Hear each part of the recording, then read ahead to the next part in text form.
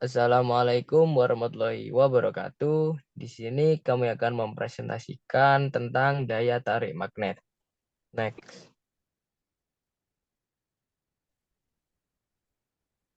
Sebelum itu, perkenalkan anggota kelompok kami. Yang pertama yaitu saya sendiri, Ardito Suranugraha dengan NIM 008 dan rekan saya, Rifki Albarik dengan NIM 019.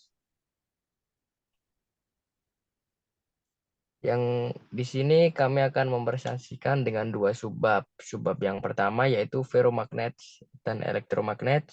Lalu subbab yang kedua yaitu medan magnet dan garis medan magnet. Yang pertama ferromagnet dan elektromagnet.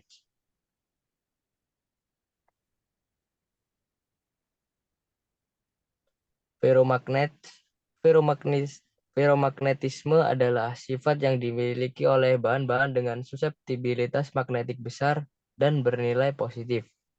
Sifat ini muncul pada interaksi yang kuat antara atom dengan magnet permanen. Kemagnetan yang ditimbulkan akan tetap ada walaupun magnet pemicunya telah dihilangkan. Bahan ferromagnetik dapat diinduksi menjadi magnet atau dibuat menjadi magnet permanen. Next.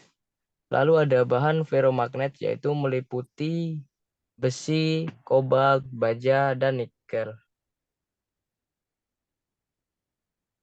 Untuk proses terjadinya ketika sebuah magnet didekatkan dengan bahan ferromagnetik yang sebelumnya tidak termagnetisasi, itu menyebabkan magnetisasi lokal dari bahan tersebut dengan kutub yang tidak sama terdekat. Seperti yang terlihat pada gambar sebelah kiri sendiri ada Fe bar yaitu besi diletakkan di antara dua magnet. Lalu di head and tapping yaitu dipanaskan dan didinginkan, lalu diketuk setelah dingin, lalu menghasilkan magnet baru dan dengan kutub sejajar yaitu pada sisi sebelah kiri, sisi selatannya bertemu dengan sisi utara, lalu pada sisi utaranya besi bertemu dengan sisi selatannya magnet.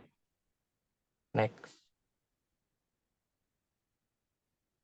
Yang pada gambar A yaitu sepotong besi yang tidak termagnetisasi atau bahan ferromagnetik lainnya memiliki domain yang berorientasi acak. Sedangkan pada gambar B, ketika dimagnetisasi oleh medan eksternal, domain menunjukkan keselarasan yang lebih besar dan beberapa tumbuh dengan mengorbankan yang lain. Atom individu diselaraskan dalam domain. Setiap atom bertindak seperti magnet batang kecil, seperti yang terlihat pada gambar A, yaitu eh, orientasinya itu acak. Ada yang arah ke atas, serong kanan, serong kiri. Tapi ketika pada gambar B itu sudah keselarasannya lebih besar dengan mengorbankan atom yang lain yang di A.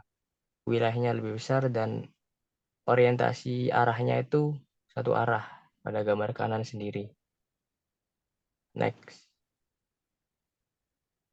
Elektromagnet, yaitu penemunya adalah William Sturgeon pada tahun 1825. Elektromagnet adalah jenis magnet di mana medan magnet dihasilkan oleh arus listrik.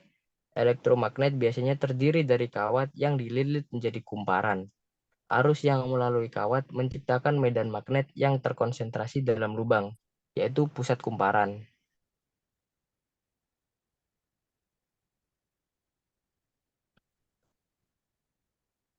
Faktanya, elektromagnet dan ferromagnet memiliki dasar yang sama.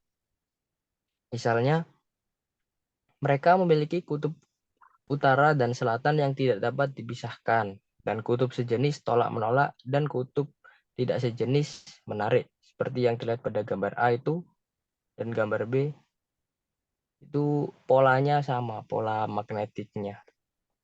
Lalu selanjutnya yaitu elektromagnet dengan inti ferromagnetik dapat menghasilkan efek magnet yang sangat kuat. Penjajaran domain dalam inti menghasilkan magnet yang kutubnya disejajarkan dengan elektromagnet. Next. Lalu untuk pemanfaatan dalam kehidupan, yaitu seperti instrumen untuk magnetic resonance imaging atau MRI, perangkat menggunakan koil silinder superkonduktor untuk medan magnet utama. Jadi pasiennya itu masuk ke terowongan ini di berangkar. Lalu pada contoh kedua, yaitu elektromagnet menginduksi daerah magnet permanen pada floppy disk yang dilapisi dengan bahan ferromagnetik. Informasi yang disimpan di sini adalah digital atau suatu wilayah bersifat magnetis atau tidak.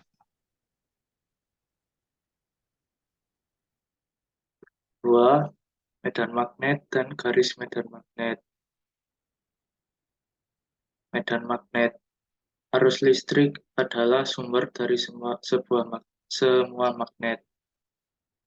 Pada gambar A, dalam model atom planet, sebuah elektron mengorbit inti, membentuk loop arus tertutup, dan menghasilkan medan magnet dengan kutub utara dan kutub selatan.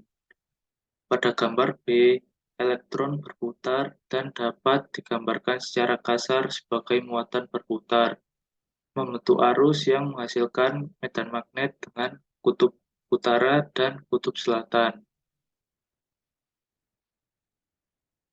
Garis medan magnet. Garis medan magnet didefinisikan memiliki arah yang ditunjukkan oleh kompas kecil ketika ditempatkan di suatu lokasi.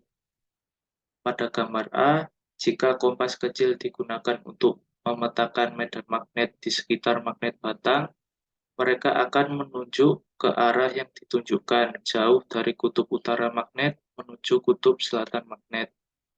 Pada gambar B, menghubungkan panah menghasilkan garis medan magnet yang kontinu.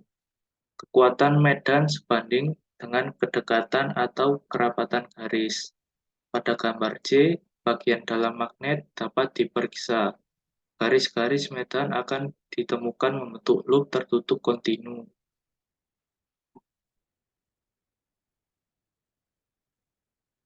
Kompas kecil dapat digunakan untuk memetakan medan yang ditampilkan di sini. Pada gambar A, medan magnet loop arus melingkar mirip dengan magnet batang. Pada gambar B, seutas kawat panjang dan lurus menciptakan medan dengan garis-garis medan magnet yang membentuk loop melingkar. Pada gambar C, ketika kawat berada pada bidang kertas, bidangnya tegak lurus dengan kertas, perhatikan bahwa simbol yang digunakan untuk bidang mengarah ke dalam seperti ekor panah, dan bidang yang mengarah keluar seperti ujung panah. Jadi pada gambar C, itu jari menunjukkan arah perputaran medan magnet. Jika sesuai jari, maka arus magnetnya juga berputar sesuai arah jari. Kemudian ada sifat-sifat garis medan magnet. 1. Arah medan magnet bersinggungan dengan garis medan di setiap titik di ruang angkasa. Kompas kecil akan menunjuk ke arah garis medan. 2. Kekuatan medan sebanding dengan kedekatan garis. Itu sebanding dengan jumlah garis persatuan luas yang tegak lurus dengan garis. Disebut densitas areal. 3. Garis medan magnet tidak pernah bisa berpotongan. Artinya, medan itu unik di setiap titik di ruang angkasa. 4. Garis medan magnet kontinu membentuk loop tertutup tanpa awal atau akhir. Mereka pergi dari kutub utara ke kutub selatan. Sekian apa yang bisa kami sampaikan pada materi ini. Terima kasih. Wassalamualaikum warahmatullahi wabarakatuh.